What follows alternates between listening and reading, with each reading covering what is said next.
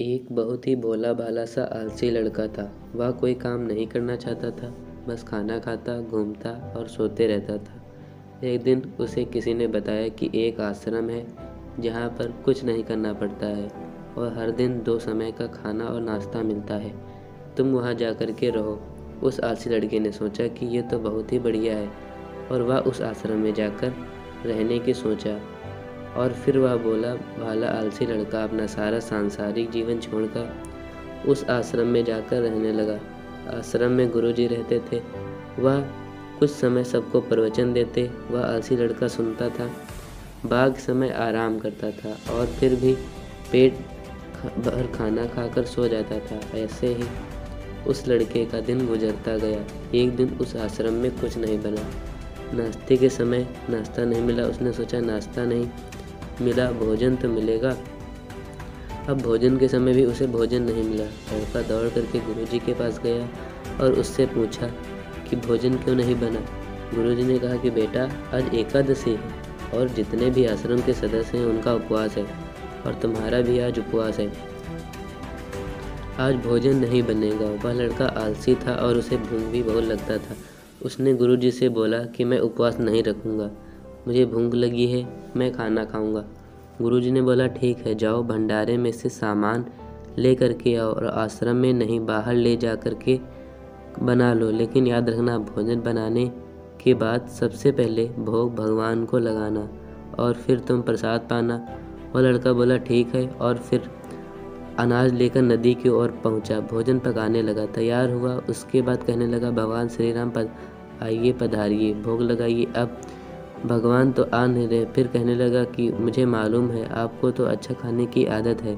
हाँ, मैं नहीं बना पाया, अच्छा बनाने में नहीं आता, लेकिन रूखा सूखा आकर खा लीजिए। भगवान श्री राम उसकी सरलता बहुत ही प्रसन्न हुए और उस लड़के को दर्शन दिए। उसने देखा कि भगवान श्री राम आए हुए हैं और उसने के साथ माता सीता भी आई हुई हैं, लेकिन लड़के ने तो सिर्फ एक लोगों का ही खाना बनाया था और उनके साथ माता सीता भी आई हुई थी। उसने उस भोजन को माता सीता और भगवान के सामने ग्रहण करने के लिए रख दिया। भगवान श्री राम और माता सीता ने भोजन किया और उसके बाद जब वह जाने लगे तो यह भोला सा आलसी लड़का बोला कि प्रभु आप आए, दर्शन दिए, बहुत अच्छा लगा। मुझे खाने को कुछ नहीं मिला, लेकिन कोई बात नहीं। आपसे एक विनती है कि अगली बार जब आप आएंगे तो कितने लोग आएंगे ये बता दीजिए, ताकि मैं उन्हें लोगों के लिए भोजन बनाकर रखा रहूं। भगवान श्री राम मन ही मन मुस्कुराए और फिर अंतर ध्यान हो गए। लड़का आश्रम गया, दिन बीतते गए और फिर एकादशी का दिन आया और इस बार उसने 3-4 लोगों के लिए अनाज बना करके रखा और उन्हें बड़े प्रसन्नता से भोजन बनाया और इंतज़ार करने के लगा कि प्रभु आइए और भोग लगाइए। इस बार लड़का देखता है कि भगवान पूरा राम दरबार लेकर के आए हैं, जैसे माता सीता, लक्ष्मण और भरत, हनुमान आए हैं। लड़के ने 3-4 लोगों का भोजन बनाया था और इस बार भी भोजन कम पड़ गया। लड़के ने निराशा होकर भोजन को प्रभु के आगे रख दिया। उन्होंने भोजन किया और फिर चले गए। अब लड़का फिर आश्रम गया। दिन बीतते गए और फिर एकादशी का दिन आया। इस बार गुरुजी से कहने लगा कि गुरुजी, मुझे इस बार थोड़ा ज़्यादा अनाज चाहिए। गुरुजी सोचने लगे कि यह इतना सारा अनाज करता क्या है, कहीं इसे बेचता तो नहीं है। फिर उन्होंने कहा कि ठीक है, भूख से परेशान रहता है। लड़के ने कहा कि नहीं गुरुजी, मैं भूख से परेशान नहीं रहता हूँ। प्रभु के साथ बहुत लोग आते हैं, उनको भी तो भोजन करना पड़ता है। गुरुजी को लगा कि लड़का पागल हो गया है। लड़के ने गुरुजी ने सोचा कि चलो एक बार चलकर देखते हैं कि लड़का इस अनाज का क्या करता है। वह भोला सा लड़का अनाज लेकर नदी के किनारे पहुंचा और इस बार भोजन बनाया नहीं। उसने सोचा कि प्रभु हर बार लोगों को लेकर के आते हैं, इस बार भी आएंगे, खुद बना करके भोग लगा लेंगे।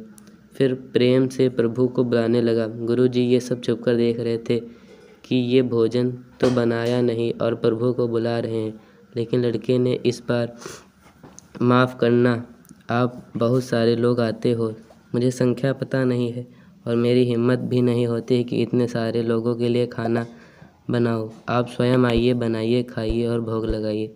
प्रभु मुस्कुराते हैं और अपने आए सभी लोगों के साथ मिल करके भोजन बनाते हैं।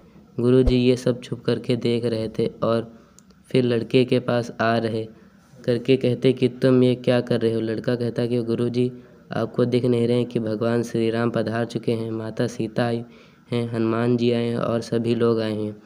भोजन बन रहा है। गुरुजी ने बोला कि पागल हो गया है, मुझे तो कोई दिख नहीं रहा है। लड़का गुस्सा होकर प्रभु कि एक तो मुझे भूख लगी है और गुरु दर्शन नहीं दे रहे हो, जो मुझे पागल समझ रहे हैं, कृपा करके गुरुजी को दिख जाओ। भगवान बोले नहीं, मैं इन्हें नहीं दिख सकता।